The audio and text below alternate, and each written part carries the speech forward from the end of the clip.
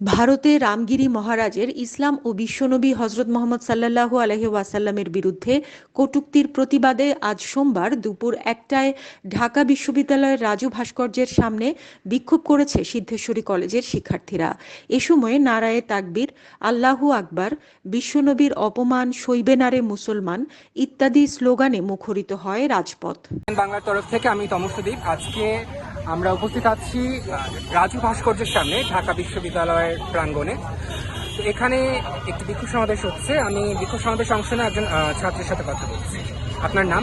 আমার নাম আব্দুল্লাহিল মারুফ। আপনাদের আজকের দাবি সম্পর্কে আমাদের একটু বলবেন?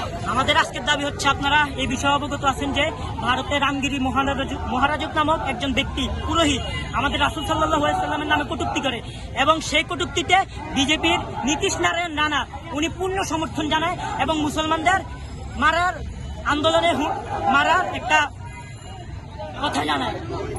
এই নিয়ে আমরা আমাদের কলেজ থেকে একটা প্রতিবাদের মানববন্ধনের আন্দোলন নিয়েছি, কারণ আমরা সবাই রাসূল সাল্লাল্লাহু আলাইহি সাল্লামের অবমাননা আমরা মানব না। আমাদের মা বাবার আগে আমাদের রাসূল আমাদের সবার প্রিয় বিশ্বনবী মুস্তাফা। আমরা এই জন্য মানববন্ধন জানাচ্ছি।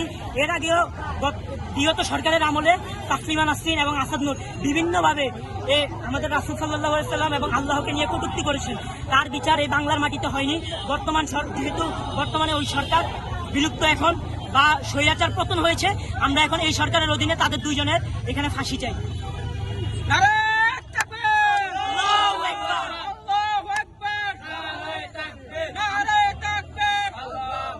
আমি ভারতকে জানাতে চাই, সাবধান, তোমরা কাকে নিয়ে কটূক্তি করছো, যার জন্য পুরো মুসলিম উম্মারা রক্ত দিতে রাজি, শহীদ হতে রাজি।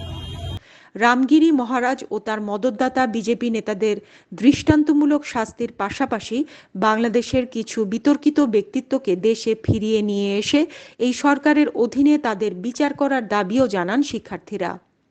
তাদের দাবি দাওয়া নিয়ে সিএন বাংলার সাথে কথা হয় একজন শিক্ষার্থী প্রতিনিধির।